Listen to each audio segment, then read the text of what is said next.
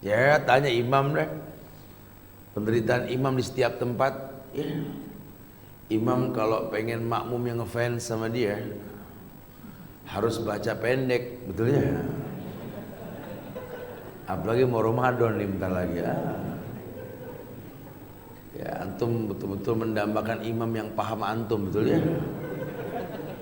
Makanya kalau imam yang betul-betul berilmu dan dia tahu bahwa menghadap makmum memimpin sholat merupakan kewajiban buat imam, dia akan lakukan. Ya, staw sufufakum fa inna tasfiyatas sufuf min iqamatis shalah. Imam begitu kan? Lurus rapatkan shaf. Rapat lurusnya shaf merupakan kesempurnaan dalam sholat. Ini anak muda 2, 3 yang baru tobat 12 orang gitu. Baca tuh. Ingat kalau imam main hantem aja, ngegas aja lah. Kalau anak-anak biker bilang digas aja tat. Masya Allah. Allahu Akbar. Al-Fatihah. Waladhdallin. Amin. Yasin. Ini kan biar orang Islam kalau biar kata baru tobat Yasin mah paham dah ya. Ya Allah. Ada yang hatinya ngomong berhenti di mana nih ayatnya? Was-was duluan. Yang batal yang di pojokan tuh. Gua nggak demen imam. Padahal imam Yasin, Allahu Akbar. Ya mau bilang apa? Padahal kalau sunnah sholat terawih ya yang paling panjang bacaan ya kan, afdhalus sholatul lail tulal qiyam. Cuma kondisinya memang jujur kita nih orang Islam yang kadang-kadang nggak paham bahwa memang kita tercipta untuk itu. Makanya banyak orang Islam senengan ibadah udah beres ketimbang baru mulai. Oh kalau udah beres sama senang banget. Apalagi kalau ada imam baca panjang tadi, sujud terakhir, tahiyat akhir, innaka hamidum mazid. Assalamualaikum, assalamualaikum. Ya Allah, beres ya Allah. Yang pakai kerudung buka. Halo, ya Allah. Mendingan udah beres. Ramadan semua sama. Kok bisa gitu Ustaz? Ya sebenarnya sih nggak semua. Cuma kebetulan di negeri kita kebanyakan begitu. Di negeri kita lebih rata-rata deh. Makanya ada yang terawih 23 rakaat 10 menit. Itu Masya Allah ya. Dan senang banget makmum. Cakep banget begitu ya.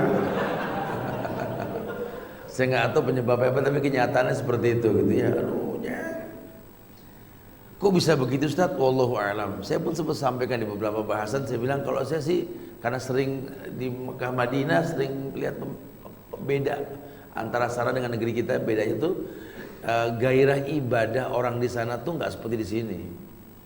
Di sana ya nggak semua orang Arab kan, tapi kondisi azan nggak ada yang pendek, pasti panjang di negeri kita. Di Arab, Allahu Akbar, Allahu Akbar, Allahu Akbar, Allahu Akbar, pendek. Kita tanya sama muadzin kalau azan tuh masih panjang. Allahu Akbar, Allahu Akbar, panjang lah ya. Iya ya Ustaz, kalau diperhatiin ya. Iya, coba nanti yang udah umroh bedain ya. Di Arab. Loh kok beda? Enggak beda, sama azannya. Tanya aja muadzin. Kok di Arab pendek, di sini panjang-panjang? Jawaban muadzin apa? Makanya dalam Islam ini dasar sekali ya. Kalau pengen merasakan indahnya Islam dan mulia dengan Islam, yuk kenali Islam dengan cara yang benar. Caranya simple. Yang pertama, pahami usul salasa, 3 landasan pokok dalam beragama. Itu aja dulu deh. Udah nggak usah ngayal yang lain, jangan ngomong furu'iyah. Kita ngomong khawatirnya Anda cuma mengaku hamba Allah tapi nggak hafal nama Allah. Ini kan bahaya. Akhirnya ketika Anda sholat nggak ngaruh. Sholat Allah, orang tua ribut, Allahu Akbar, sama mertua nggak akur. Allahu Akbar, nggak bisa berteman, bersosialisasi. Jangan, nggak bisa dibiarkan. Khawatirnya ibadahmu nggak mendatangi kemuliaan, nggak mendatangkan kemuliaan.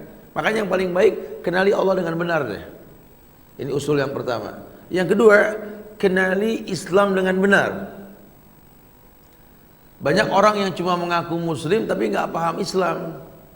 Nggak pernah nyuruh orang minta ke kuburan, semuanya minta ke kuburan. Coba.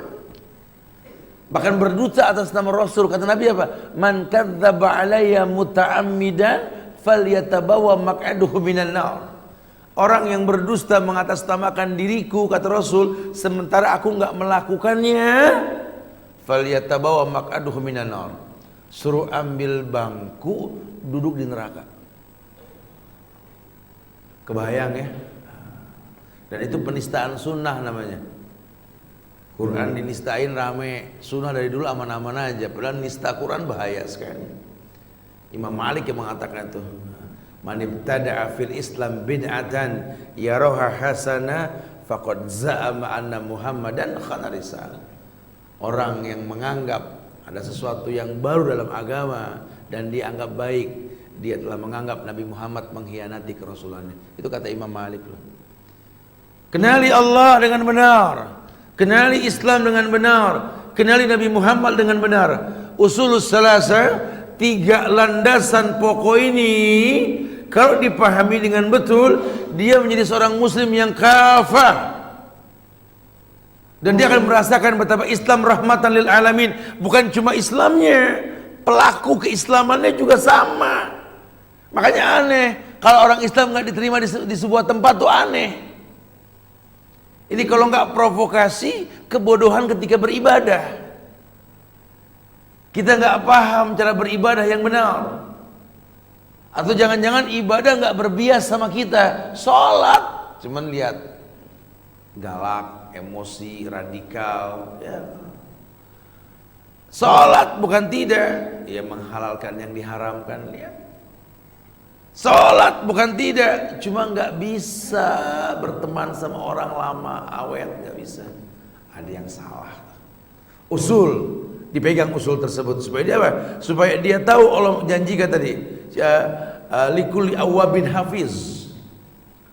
Buat orang yang mau menjaga aturan. Hada ma tu'aduna likulli awwabin hafiz. Man khasya rahmana bil ghaib wa ja'a biqalbin munib. Dialah orang-orang yang takut dengan rahman-Nya Allah. Kalau dia rasakan kenikmatan dari Allah, bukan cuma enjoy dengan kenikmatan tersebut, dia bermuhasabah diri. Karena ini nggak mungkin di balik ini nggak ada hikmah. Pasti ada hikmahnya. Diberikan kemudahan, bukankah setelah kemudahan ada kesulitan? Diberikan kesulitan, bukankah setelah kesulitan ada kemudahan? Iya. Dia berilmu. Oh iya ya. Maka dunia nggak membuat dia terlena, kesibukan nggak membuat dia lupa. Fitrah dirinya tercipta untuk beribadah.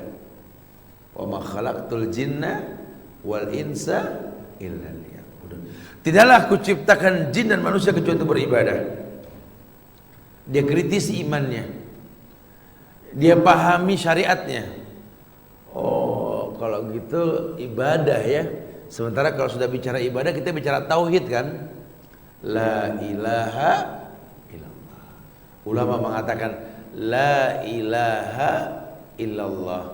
Ini kalimat tauhid. Ada sebagai hamba Allah tapi masih percaya sama dukun ya, paranormal, ramalan-ramalan. Dipertanyakan keislaman Anda. Orang Islam ini kan punya penyakit sirik turunan. Saya nggak tahu lah kalau di daerah Cepu di Exxon Mobil ini saya nggak paham lah. Kalau kami di Bogor itu masya Allah seputar Bogor innalillah perbuatan syirik itu. Nggak tahu siapa yang ngajarin, cuma hampir rata orang-orang di sana yakin sekali kalau seandainya ada tanda-tanda alam katanya. Jadi kalau di rumah ada kupu-kupu berarti ada apa?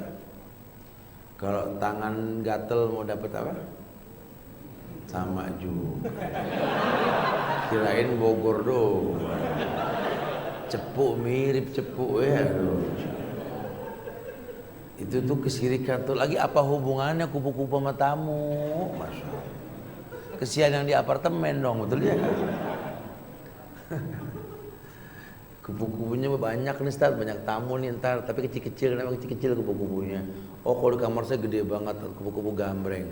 Ini tamunya Ustaz Subhan yang datang gede banget Ustaz. Nggak ada hubungannya. Tangan gatal dapat rezeki, jorok, bukan rezeki ya. Malah suci tangan itu begitu. Nggak ada hubungannya, nggak ada hubungannya. Kalau ada burung celepuk, katanya ada kuntilanak, betul? Atau ada burung titu titu tit, ada yang mati katanya. Astagfirullah. Celepuk juga nggak mau suaranya begitu kali ya. Ya sudah, nggak ada hubungannya. Jauhkan kesyirikan. La ilaha illallah, nafi wal isbat, hapus ilah, tetapkan hanya Allah. La ma'budu bihaqqin illallah.